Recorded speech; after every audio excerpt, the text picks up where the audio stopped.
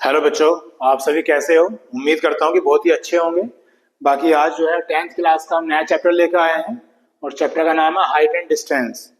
और जो मेरे पास बुक है उसमें इसका जो नाम दे रखा है वो दे रखा है सम एप्लीकेशंस ऑफ ट्रिग्नोमेट्री।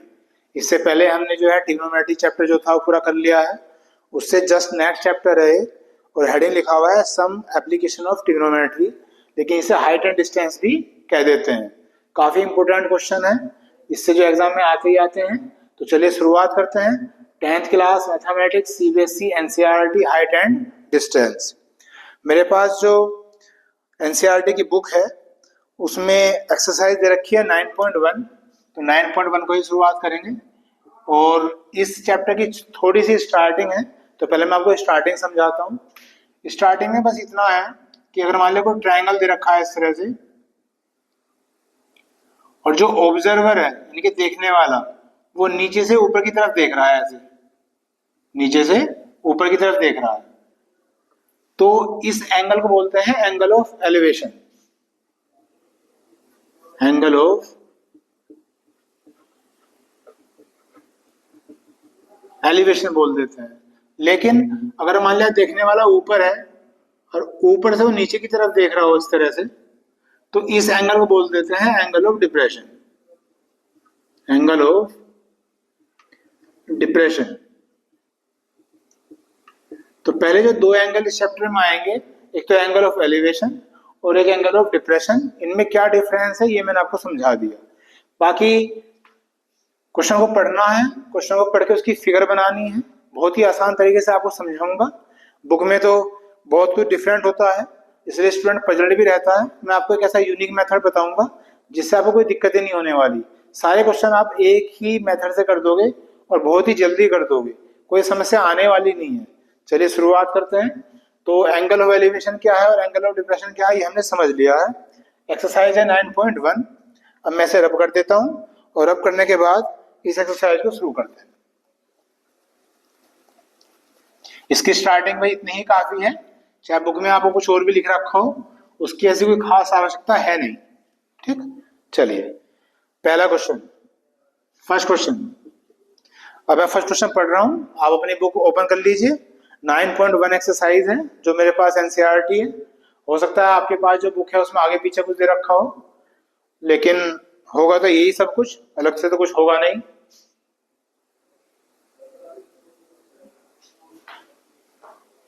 तो मैं क्वेश्चन पढ़ रहा हूं, उसकी फिगर बनाऊंगा। चलिए शुरुआत करते हैं। इसमें लिखा हुआ है a circus artist is climbing a 20 meter long रोप।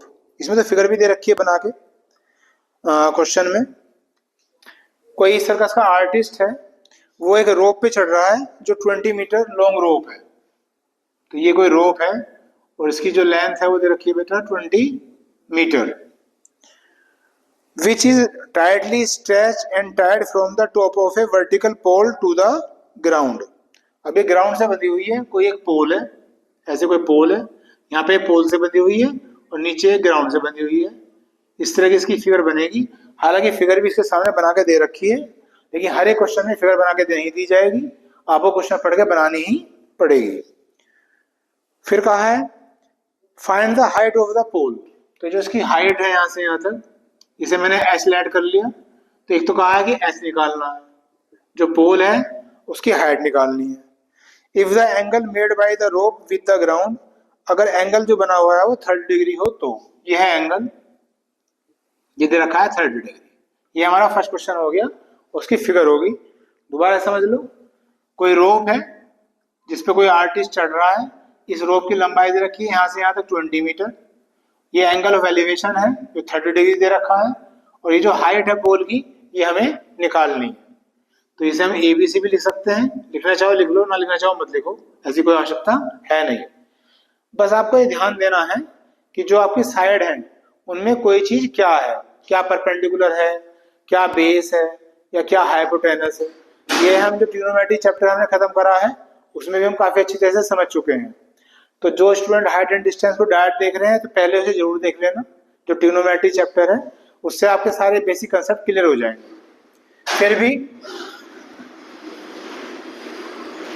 मैं थोड़ा सा रिकॉल करा देता हूं कि जो 90 होता है, 90 के सामने वाली जो साइड होती है वो हमेशा होती है हाइपोटेनस, ठीक। और जो ये वाला एंगल होता है गिवन एंगल, इसके सामने वाली साइड होती है हमेशा परपेंडिकुलर।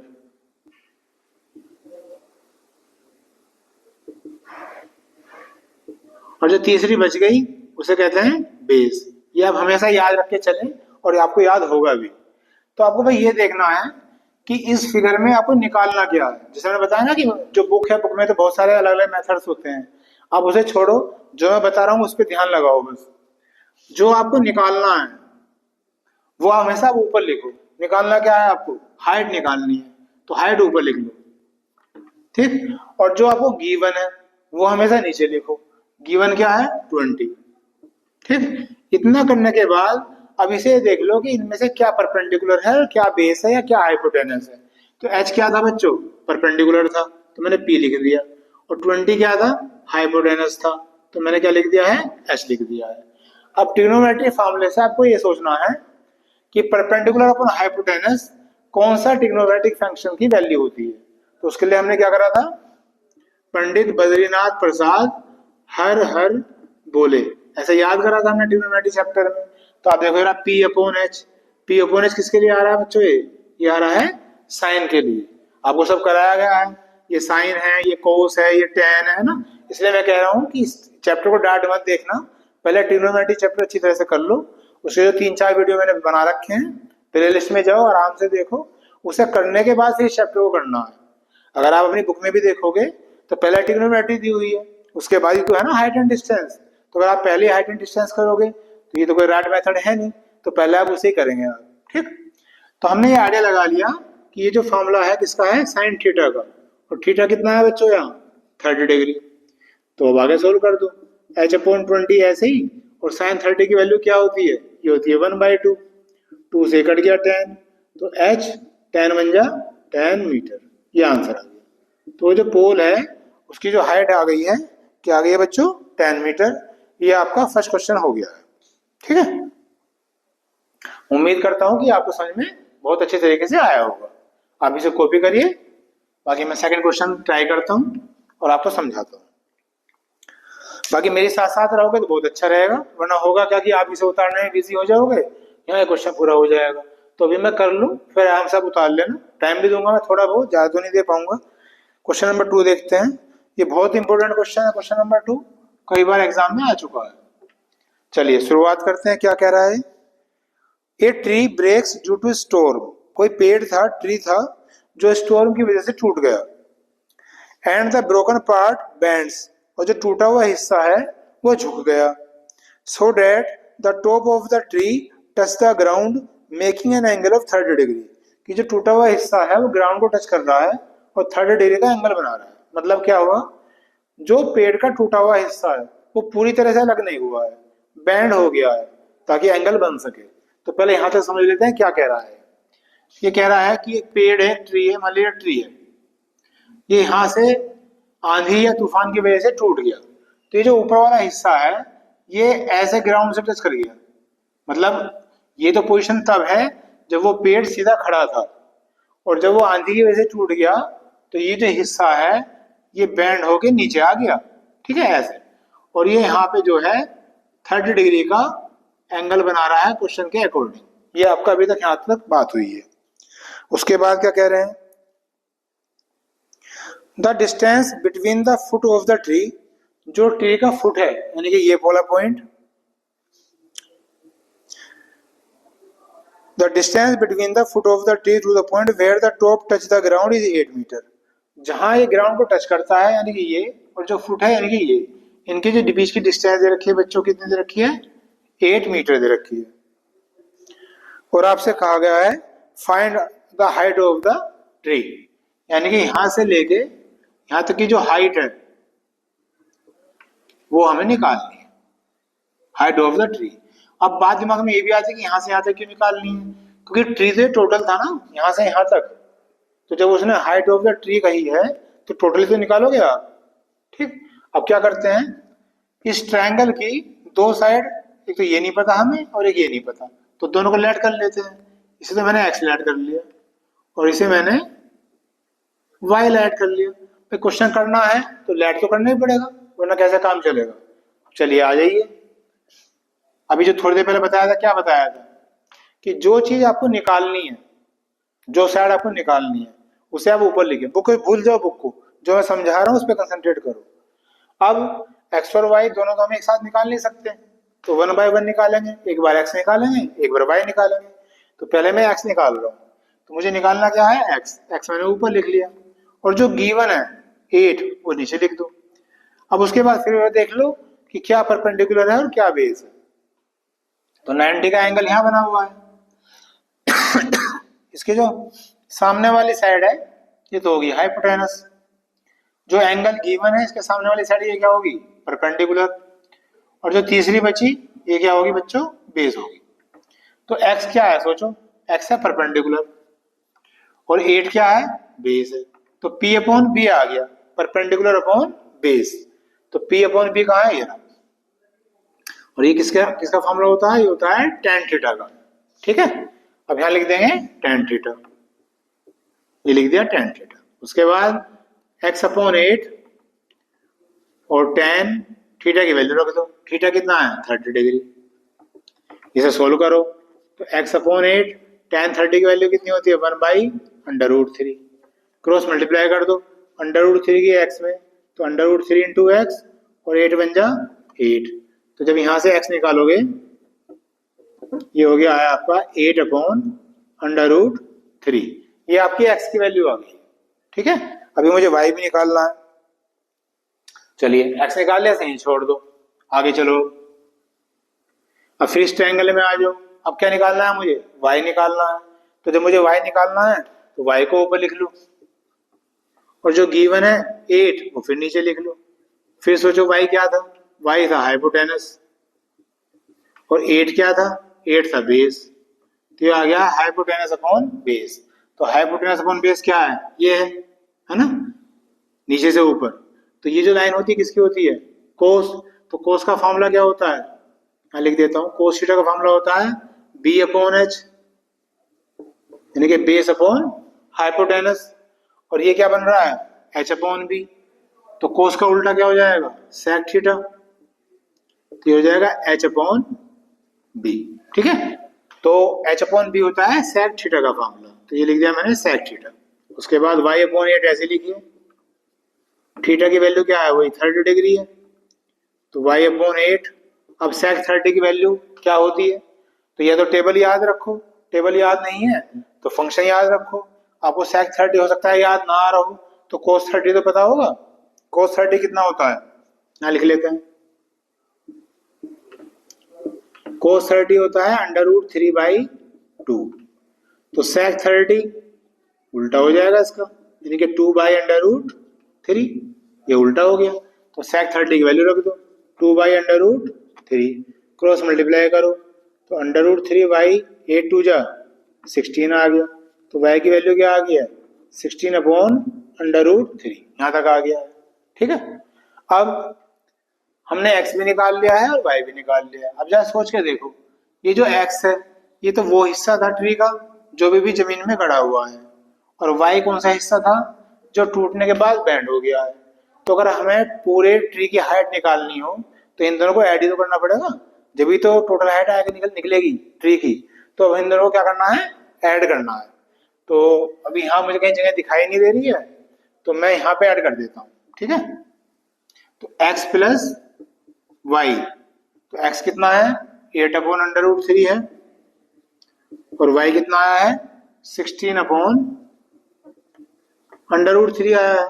इसका एलसीएम ले लो, √3 आ गया, 16 में 8 जोड़ दो कितना आ गया, 24 आ गया। उसके बाद √3 से ऊपर नीचे मल्टीप्लाई कर लेंगे। तो जब √3 √3 में करोगे बच्चे तो क्या आ गया, 3 आ गया, और 3 8 जा 24। तो क्या आंसर आ गया है 8 √3। तो यहाँ मैं ऐसे एरो बना देता हूँ, हालांकि पता तो मैंने दिया ही है आपको कि जो टोटल ट्री है उसकी जो हाइट आ गई है बच्चों वो आ गई है 8 √3। ये क्वेश्चन काफी इंपोर्टेंट है, समझा तो मैंने दिया आपको, बाकी बहुत ध्यान से करना इस क्वेश्चन को, और ये आपके एग्जाम में रखा मिलेगा, इतना इंपोर्टेंट क्वेश्चन। चलिए अब आराम से कॉपी करो फटाफट, फिर हम आगे करते हैं।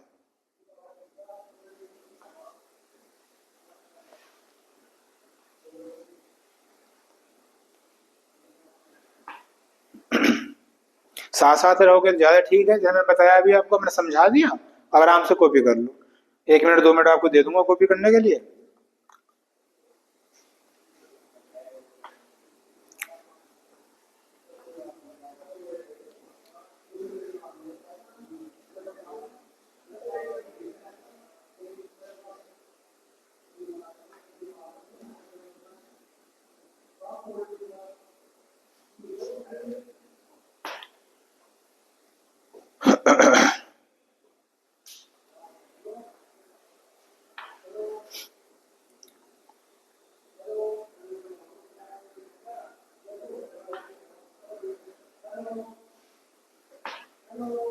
चलिए हो गया होगा, आगे चलते हैं। ज्यादा टाइम दूंगा तो क्वेश्चन नहीं हो पाएंगे बेटा, तो थोड़ा सा बैक करके देख लेना किसी का रह गया हो तो। अगर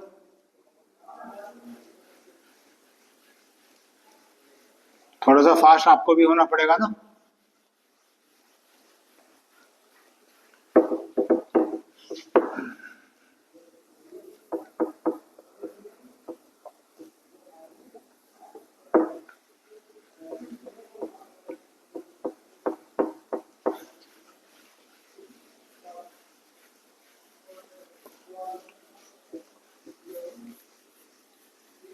चलिए, उसके बाद है question number 3, 9.1 exercise height and distance. Question number 3 में क्या कह रहे हैं, पढ़िए मेरे साथ साथ। एक contractor plans to install 2 slides for the children to play in a park. कोई कॉन्ट्रैक्टर है तो प्लानिंग कर रहा है कि बच्चों को खेलने के लिए पार्क में 2 स्लाइड लगाने हैं। स्लाइड होते हैं ना फिसलने वाले, इस तरह से। तो भैया 2 स्लाइड बनाओ पहले तो। जैसे जैसे क्वेश्चन कह रहा है वैसे वैसे करते रहो। एक स्लाइड तो ये बन गया कि बच्चा यहाँ बैठेगा और नीचे फिसल जाएगा, जैसे आपने देखा भी होगा पार्क में, उन्हीं की ये बात हो रही है। तो 2 स्लाइड बनानी है कॉन्ट्रैक्टर को, ये हमने लिख लिया। उसके बाद क्या कहा, for the children below the age of 5 years, जो बच्चे 5 साल से छोटे हैं, तो she prefers to have a slide whose top is at a height of 1.5 metre. तो इनकी तो हाइट होगी 1.5 मीटर। जो छोटे बच्चे हैं, जो 5 साल से छोटे हैं, तो उन्हें ज्यादा ऊंचा नहीं बना सकते। तो इस स्लाइड की हाइट कितनी रखनी है, 1.5 metre. And is inclined at an angle of 30 degree, और जो इंक्लिनेशन बना हुआ है, जो एंगल बना हुआ है, वो है 30 डिग्री। इंक्लाइंड का मतलब, इंक्लाइनेशन का मतलब एंगल ही होता है। Whereas for elder children, अब हैं जो बड़े बच्चे हैं, she wants to have a steep slide at a height of 3 metre. इनकी जो इन्हें हाइट रखनी है वो रखनी है 3 मीटर। हालांकि मैंने दोनों एक जैसी बना दी, ये छोटा सा बनाना चाहिए था, ये बड़ा बनाना चाहिए था, लेकिन उससे कोई फर्क नहीं पड़ता, क्योंकि ये कोई ट्रायंगल चैप्टर तो चल नहीं रहा, ये चल रहा है हाइट एंड डिस्टेंस। हमें अंडरस्टैंडिंग करनी है बस, ठीक है। तो हाइट रखनी है 3 metre and inclined at an angle of 60 degree, और जो एंगल होगा वो होगा 60 डिग्री का टू द ग्राउंड।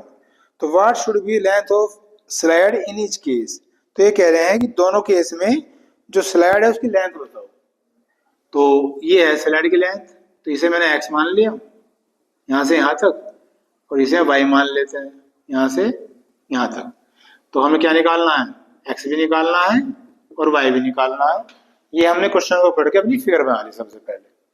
अब वही क्वेश्चन है, कोई नया क्वेश्चन तो है नहीं। अब इसे सोल्व करते हैं। पहले इस फिगर में आ जाओ, नाम भी लिख सकते हैं आप ABC। तो जो ABC ट्रायंगल है इसमें आ जाओ, इसे लिख लो PQR, ठीक। तो इन ट्रायंगल ABC ऐसे भी लिख सकते हो आप।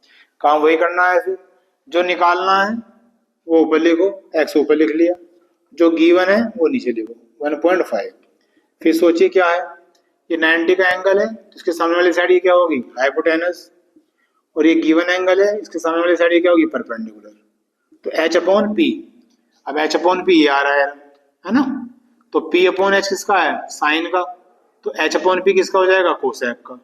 क्यों, क्योंकि साइन का उल्टा क्या होता है, कोसेक होता है। तो ये फॉर्मूला बन गया है कोसेक थीटा। बहुत आसान है सब कुछ, क्वेश्चन ये करना जैसे मैं बता रहा हूँ वैसे करते रहो बस। तो x 1.5 ऐसे ही। अब कोसेक थीटा कितना था, 30 डिग्री था, तो यहाँ लिख देते हैं कोसेक 30 डिग्री। अब कोसेक 30 डिग्री की वैल्यू चाहिए। अब हो सकता है कि ना पता हो, क्या प्रॉब्लम हो रही हो, तो फिर वही देखो, साइन 30 की वैल्यू तो पता होगी, वो कितनी होती है 1/2। और जो कोसेक होता है वो साइन का क्या होता है, उल्टा होता है। तो 1/2 का उल्टा कितना हो जाएगा 2। तो कोसेक 30 की वैल्यू कितनी आ गई 2 आ गई, यहाँ रख दिया। इसकी से मल्टीप्लाई कर लो तो एक्स की वैल्यू आ जाएगी 3.0 यानी कि 3 मीटर। ये आपकी एक्स की वैल्यू आ गई। तो जो पहला स्लाइड है उसकी जो लेंथ होगी बच्चों वो तो कितनी होनी चाहिए 3 मीटर होनी चाहिए। अब आ जाओ इसमें, in triangle P Q R, इसमें कोई काम करना है, क्या निकालना है इसमें, y निकालना है। तो y तो ऊपर लिख लेते हैं और गिवन क्या है 3, वो नीचे लिख लो। फिर वही काम करो, ये हाइपोटेनस हो जाएगा, ये परपेंडिकुलर हो जाएगा, तो वही h/p। तो h/p वही फॉर्मूला कोसेक का। तो कोसेक क्या बन गया इस बार 60 डिग्री दे रखा, ये आ गया। तो y/3। अब कोसेक 60 का नहीं पता तो साइन 60 का देख लो क्या होती है वैल्यू। साइन 60 होती है बच्चों √3/2। तो कोसेक 60 कितना हो जाएगा, इसका उल्टा कर दो, 2/√3 हो जाएगा।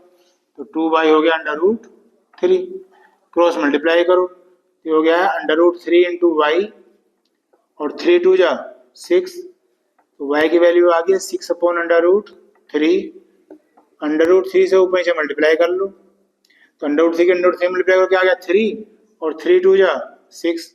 तो y की वैल्यू क्या आ गई है 2/√3। ठीक है, आंसर चेक कर लेते हैं एक बार।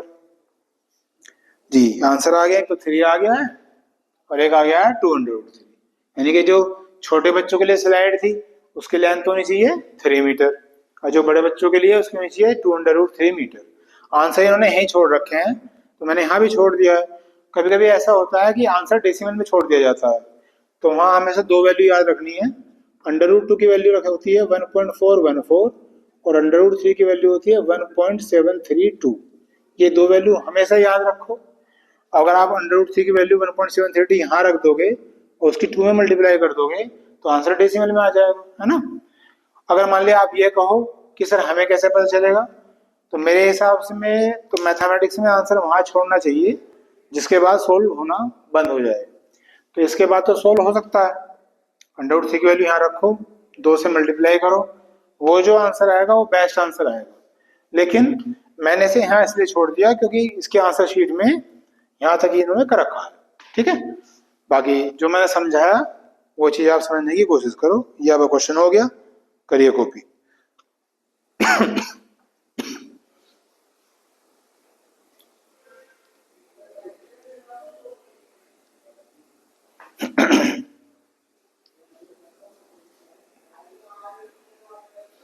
ये 3 क्वेश्चन हो गए आपके 3 9.1 एक्सरसाइज। इसमें दे रखे हैं 15 क्वेश्चन दे रखे हैं। बाकी देखते हैं इंपोर्टेंट क्वेश्चन क्या क्या करेंगे। कोई एक आधा डिफरेंस का क्वेश्चन आया इजी सा, वो छोड़ दूंगा, वो अपना आप कर लेना।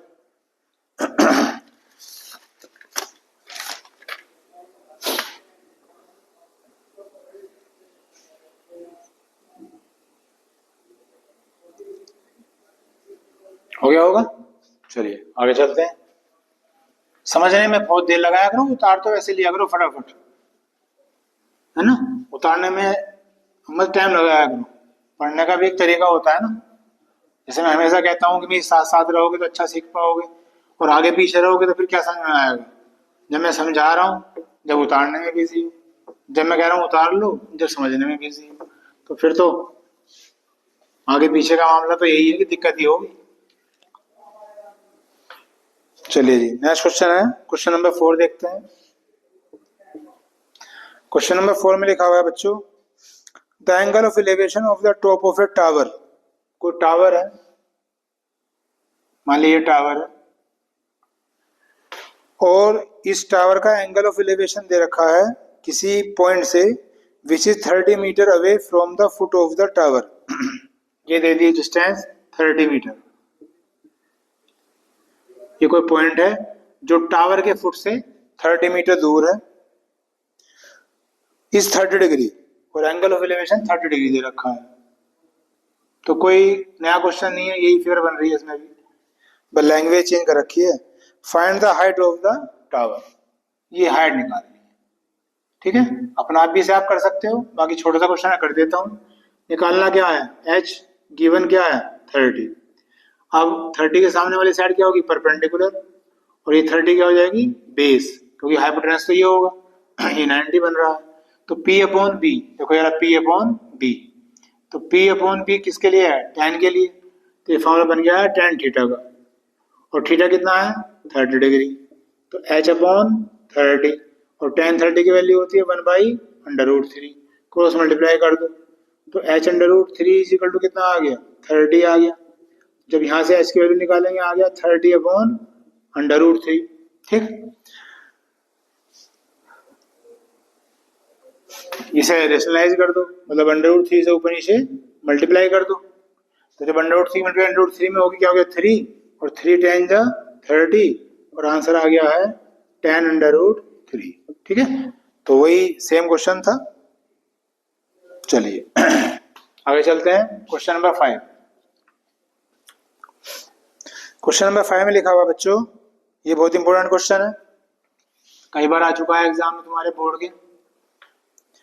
इसमें लिखा हुआ है a kite is flying at a height of 60 metre above the ground. कोई काइट है जो 60 मीटर हाइट पे फ्लाइंग कर रही है, उड़ रही है। तो फिर ऐसे कर लेते हैं, ये कोई काइट है, तो ये हाइट दे रखी है 60 मीटर, ग्राउंड से 60 मीटर ऊपर उड़ रही है काइट। धीरे धीरे एक एक सेंटेंस पढ़ा करते हैं, उतना ही अपना फिगर बनाते रहते हैं। सारा सेंटेंस पढ़ने की कोई जरूरत नहीं। अगर मान लिया आप बहुत मैच्योर हो, बहुत एक्सपर्ट हो, तो फिर तो कोई जो दिक्कत नहीं है। लेकिन अगर मान लिया आप पजल्ड हो, तो थोड़ा थोड़ा आराम से पढ़ते रहो, आराम से ड्रॉ करते रहो।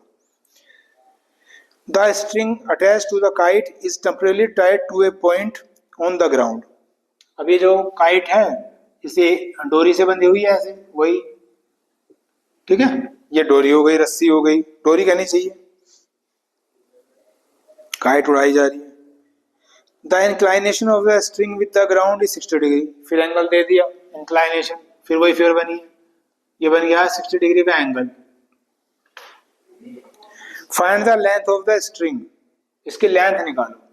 तो ये मैंने मान ली है x, जो लेंथ है स्ट्रिंग की, ये x निकालना है। Assuming that there is no slack in the string, ये एज्यूम कर लो कि इसमें कोई स्लैग नहीं है, मतलब जो डोरी है वो ढीली नहीं पड़ी हुई है। अब ढीली पड़ जाएगी तो फिर हाइपोटेनस कैसे बनेगा, है ना। ये आपकी फिगर बन गई, देखो सारी फिगर ऐसी बन रही है ना। तो लैंग्वेज चेंज है और कुछ नहीं है, बाकी वही कंसेप्ट है। हो जाओ शुरू।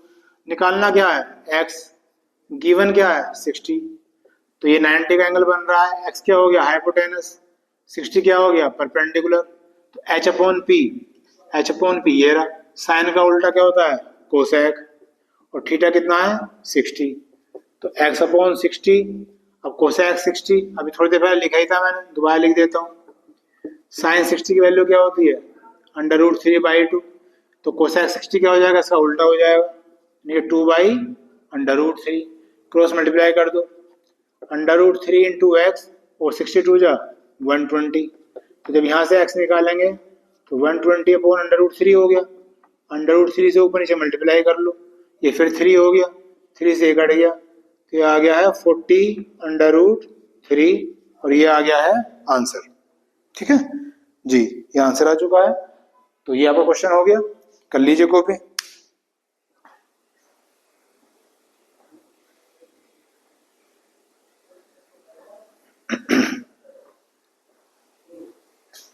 ये कर लिया होगा आपने।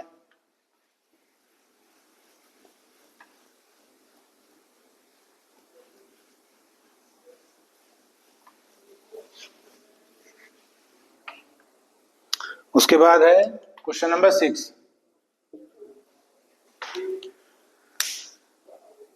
क्वेश्चन नंबर 6 है, ये भी काफी इंपोर्टेंट क्वेश्चन है। इंपोर्टेंट वही होता है जो डिफरेंट होता है, सिंपल क्वेश्चन तो आते ही नहीं है एग्जाम में। और मैं पढ़ रहा हूं, ठीक है, देखो ध्यान से। ए 1.5 मीटर टॉल बॉय है, कोई बॉय है, मान लो ये बॉय है, तो इसकी जो हाइट दे रखी है 1.5 मीटर दे रखी है। ये कोई लड़का खड़ा है ऐसे, is standing at some distance from a 30 metre tall building. कोई बिल्डिंग है, इधर बिल्डिंग बना लेते हैं। इस बिल्डिंग की हाइट दे रखी है 30 मीटर। ये बिल्डिंग है, ये कोई लड़का है, ठीक है, ऐसा लिखा हुआ है। The angle of elevation from his eyes, इसकी आंखों से एक एंगल बन रहा है elevation to the top of the building, ये बिल्डिंग के टॉप को देख रहा है। तो लड़के की आंख कहाँ होंगी, यहाँ पे, और बिल्डिंग का टॉप कहाँ होगा, यहाँ पे। तो ये लड़का ऐसे देख रहा है, तो इसको ऐसे ज्वाइन कर लो, क्योंकि एलिवेशन एंगल बनाना है। ये बन गया एलिवेशन एंगल। तो एलिवेशन एंगल कितना है, पहले तो 30 था, लिखा हुआ है इंक्रीजेज, ये जो एंगल है इंक्रीजेज हो जाता है from 30 to 60 degree as he walks towards the building. मतलब लड़का जहां था अब वो बिल्डिंग की तरफ जा रहा है, तो पहले जो एंगल ऑफ एलिवेशन था वो तो 30 डिग्री था, और जब वो आगे चला गया तो एंगल ऑफ एलिवेशन बढ़ गया, इंक्रीज हो गया और हो गया 60 डिग्री। इसका मतलब यहाँ पे तो एंगल है 30 डिग्री।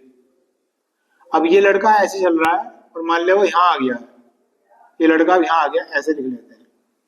ये लड़का पहले यहाँ था, अब आ गया यहाँ, और जब ये इसे देखता है दोबारा से इसके टॉप को, तो अब एंगल है 60 डिग्री, ये कह रहा है। ठीक, इन्हें भी ज्वाइन कर लो। ये आपकी बनी है figure. Find the distance he walk towards the building, तो वो डिस्टेंस निकालो जो बिल्डिंग की तरफ चला। तो डिस्टेंस तो पहले यहाँ था, चल के यहाँ पे आके ये है वो डिस्टेंस, इसे x मान लेते हैं, इसे y मान लेते हैं, तो मानना तो पड़ेगा ही। वैसे निकालना क्या है, सिर्फ x निकालना है, y नहीं निकालना है, क्योंकि पूछा हुआ है वो डिस्टेंस जो उसने चली है। ये हमारी फिगर बन गई। ठीक, अब ये x है तो ये भी x ही होगा यहाँ से यहाँ तक, और ये y है तो ये भी y ही होगा। ठीक, अब टोटल हाइट कितनी है, 30 मीटर है, और ये है 1.5। तो अगर मैं 30 में से 1.5 माइनस करूंगा तो ये आ जाएगा 28.5 मीटर। अभी 28.5 कौन सा हो गया, ऊपर वाला हिस्सा, 28.5 यहाँ से यहाँ तक, 30 टोटल है, इसमें से माइनस करा और ये आ गया 28.5। ठीक है, अब यहाँ पे आप देख रहे हैं दो ट्रायंगल बन रहे हैं, एक ये है और एक ये है। तो पहले ऐसे ले लेते हैं, तो इसे ले लो, इसे ले लो, किसी को ले लो, बाकी मैं इसे ले रहा हूँ। पहले निकालना क्या है, y निकालना है, निकालना क्या है, y। चलिए, इस ट्रायंगल की बात होगी, इस वाले की, कहीं और मत जाना। तो निकालना तो y है, और गिवन क्या है, ये गिवन है 28.5। ठीक, अब सोचिए क्या क्या है, ये 90 का एंगल बन रहा है, तो ये साइड तो होगी हाइपोटेनस, और ये एंगल गिवन है, तो 28.5 क्या हो गया, परपेंडिकुलर हो गया, ये हो गया है परपेंडिकुलर। तो y क्या बचा, बेस, ये आ गया b अपॉन p। देखो b अपॉन p क्या है, tan का उल्टा, b upon p, p upon p तो tan है, तो b अपॉन p क्या हो जाएगा, tan का उल्टा, और tan का उल्टा क्या होता है, कोट थीटा, कोट थीटा, और थीटा कितना है, 60 डिग्री। चलिए जी, तो ये आ गया y अपॉन 28.5।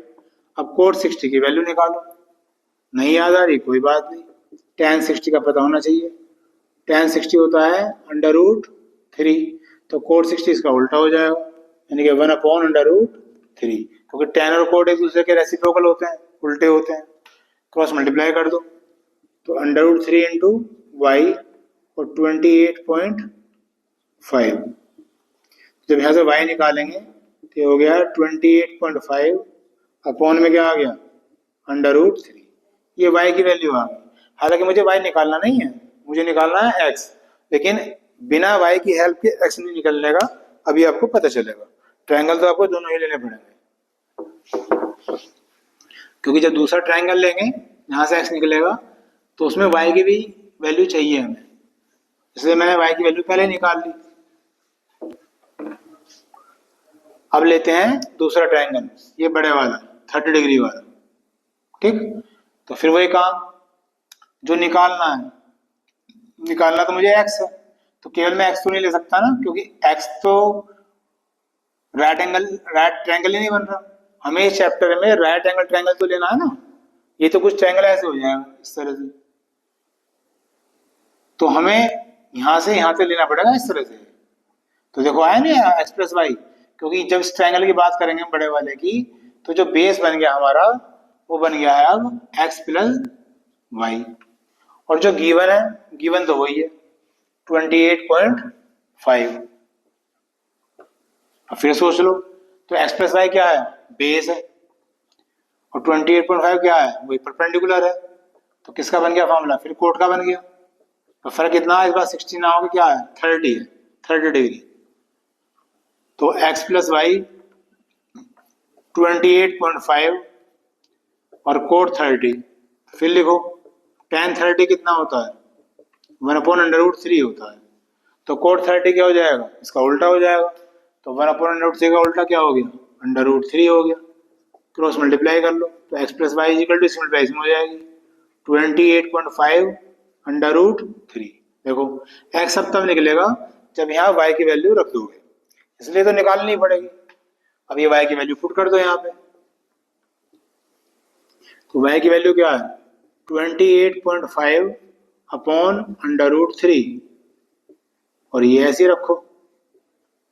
जब यहां से x निकालेंगे तो 28.5 √3, ये इधर आ क्या हो गया, माइनस हो गया, अपॉन में √3। यहां से 28.5 कॉमन ले लो, कैलकुलेशन थोड़ी आसान हो जाएगी। तो यहाँ बच गया है √3, यहाँ बचा है 1 और यहाँ है √3। तो उसके बाद सोल्व ही करना है ऐसे, इसका एलसीएम लो, √3 आ गया, √3 के √3 मल्टीप्लाई किया हो जाएगा 3, और 3 में से बन गया 2 आ गया। ठीक, आंसर कहाँ छोड़ रखा है इसका देख लेते हैं, डेसिमल में छोड़ रखा है या कहाँ छोड़ रखा है, √3 की फॉर्म में छोड़ रखा है। अब क्या करें, √3 से ऊपर नीचे मल्टीप्लाई कर लें, √3 की मल्टीप्लाई √3 में करेंगे तो फिर वही 3 हो गया।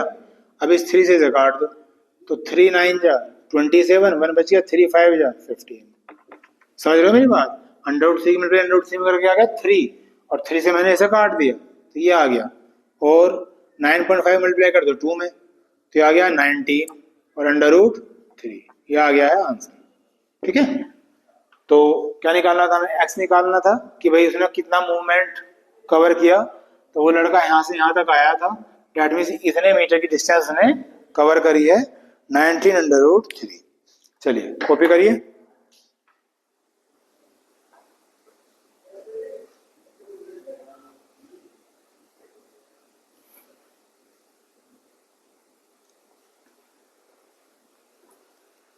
ये था आपका 6 क्वेश्चन।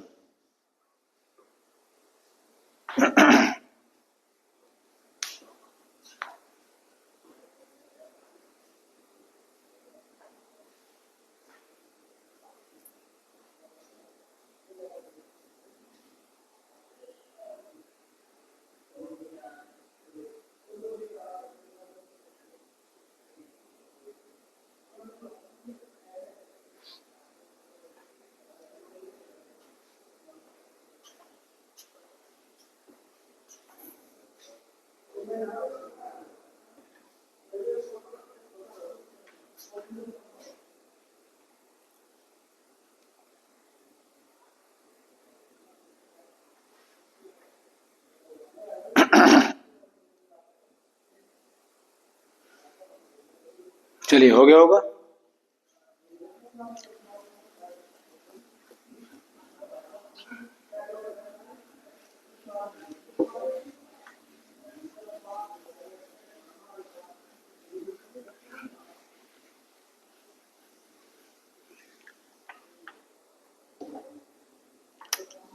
नेक्स्ट है 7 क्वेश्चन। 7 है, from A point on the ground, पढ़ो मेरे साथ साथ, कोई ग्राउंड पे पॉइंट है, the angle of elevation of the bottom and the top of A transmission tower. कोई टावर है, तो पहले टावर को बनाते हैं, और ये कोई पॉइंट है ग्राउंड पे, तो इस पॉइंट से कोई देख रहा है, और एंगल ऑफ एलिवेशन बनता है एक बार बॉटम का और एक बार टॉप का, एक टावर का, और ये टावर जो है एक बिल्डिंग के ऊपर है। तो थोड़ा सा अलग हुआ मामला, ऐसे मान लो इसके 2 हिस्से कर लेते हैं। कि यहां से यहां तक तो ये बिल्डिंग है, ये तो है आपकी बिल्डिंग यहां से यहां तक, और जो इसके ऊपर है ये टावर है। जैसे आपकी कॉलोनी वगैरह में लगे होते हैं, कोई मकान होता है, कोई हॉस्पिटल होता है, उसके ऊपर टावर लगा दिया जाता है। तो यहाँ से यहाँ तक तो बिल्डिंग मान लो, इसके ऊपर टावर लगा हुआ है, ऐसा इस क्वेश्चन में लिखा हुआ है, ध्यान से पढ़ो। जो बिल्डिंग की हाइट दे रखी है वो है 20 मीटर, ये 20 मीटर की है बिल्डिंग। और जो एलिवेशन एंगल बन रहा है, तो the angle of elevation of the bottom and the top of A tower, तो क्या कर रहा है वो देखने वाला, एक बार तो टावर के बॉटम को देखता है, एक बार टावर के टॉप को देखता है। तो ये जो पॉइंट है, ये तो टावर का क्या है बच्चों, बॉटम, और ये जो पॉइंट है ये है टावर का टॉप। तो देखने वाला एक बार तो बॉटम को देख रहा है, एक बार देख रहा है टॉप को, पहले देख रहा है बॉटम को। तो एंगल बन रहे हैं 45 डिग्री, तो ये है आपका बॉटम वाला, और 60 डिग्री है आपका क्या, टॉप का। ये दो एंगल दे रखे हैं। Find the height of the tower, tower की हाइट निकालनी है। तो टावर की हाइट को h मान लो, x मान लो, कुछ ही मान लो, मैंने h मान लिया, यानी कि आपको इस क्वेश्चन का निकालना है h। ये बन गई आपकी फिगर। क्वेश्चन समझ में आ गया आपको? कोई बिल्डिंग है यहाँ से यहाँ तक, इसके ऊपर कोई टावर लगा हुआ है, बिल्डिंग की हाइट दे रखी है 20 मीटर, टावर की हाइट निकालनी है। कोई देखने वाला है ऑब्जर्वर, एक बार टावर के बॉटम को देखता है तो 45 डिग्री का एंगल बनता है, जब वो टावर के टॉप को देखता है तो 60 डिग्री का एंगल बनता है, और कह रहे हैं कि टावर की हाइट निकालो। ये है आपका क्वेश्चन। तो दो ट्रायंगल बन रहे हैं, एक ये छोटे वाला, एक बड़े वाला। नाम लिखना चाहो लिख लो, ABCPQR, ना लिखना चाहो कोई जरूरत नहीं है, लिख लोगे और भी अच्छी बात है। बाकी इसमें बार बार मैं लिखूं कोई जरूरी नहीं है, वो तो आप भी कर सकते हो, और मुझसे लिखवाना चाहते हो लिख लो ABCD। तो पहले छोटे वाला ट्रायंगल, इन ट्रायंगल ACD, इस वाले में तो निकालना क्या है, निकालना है H, और इस वाले में तो H है ही नहीं, तो यहाँ तीसरी साइड माननी पड़ेगी मुझे। ये मान लेते हैं x, जो बेस है इसका वो मैंने x मान लिया। तो ये जब मैं इस ट्रायंगल में आऊंगा बच्चों, तो मुझे ये तो गिवन है, और इसे कह लूंगा कि मैं निकालूंगा, ठीक है। तो निकालना क्या है x, क्योंकि जब x निकलेगा तभी h निकलेगा, आप समझो मेरी बात। बेस तो निकालने पड़ेगा ना, क्योंकि दोनों ट्रायंगल का जो बेस है वो x ही है, तो अभी x निकल रहा है। तो आप कंफ्यूज ये मत होना कि भाई निकालना तो s था, तो x क्यों निकाल रहे हैं, क्योंकि x के बिना s निकल ही नहीं सकता। तो निकालना है x, और गिवन क्या है 20, जैसे मैं आपको पूरा चैप्टर करा रहा हूँ। अभी x क्या है, बेस है, और 20 क्या हो जाएगा आपका, परपेंडिकुलर, क्योंकि ये एंगल है, एंगल के सामने वाली साइड क्या होती है, परपेंडिकुलर। ये आ गया B/P। तो B/P क्या होता है, कोट, कोट थीटा, और थीटा कितना है 45, ठीक। तो x/20, अब कोट 45 वैल्यू होती है 1, tan 45 भी 1 होता है, कोट 45 भी 1 होता है, क्रॉस मल्टीप्लाई कर दो तो x की वैल्यू आ गई है 20 मीटर, ये x निकल गया है, ठीक है। यहां तक कर लो, इतना इतना मैं रब कर दो।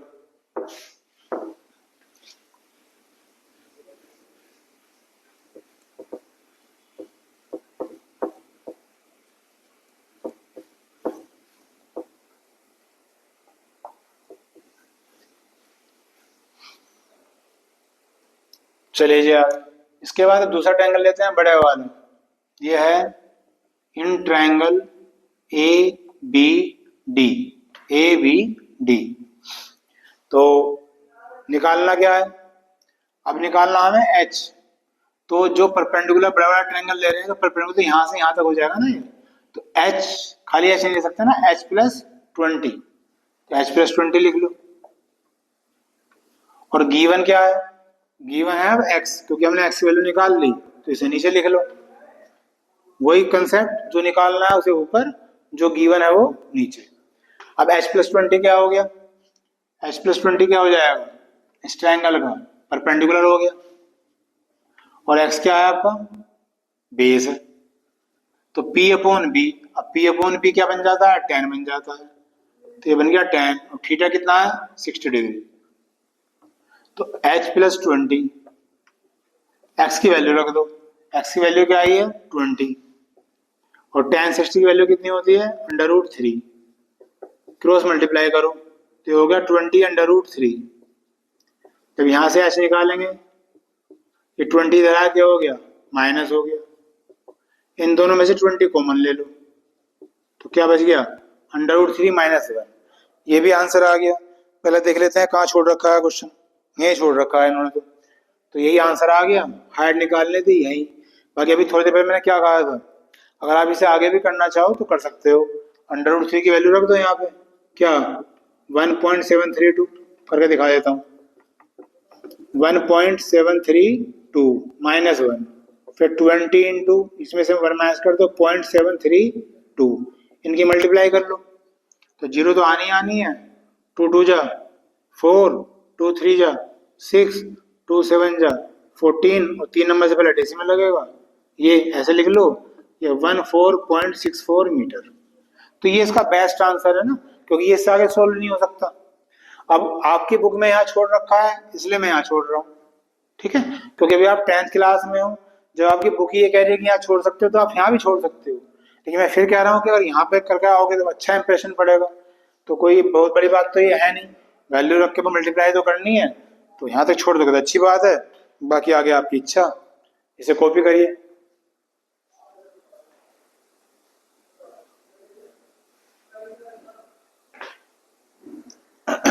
ये हो गया आपका क्वेश्चन नंबर 7।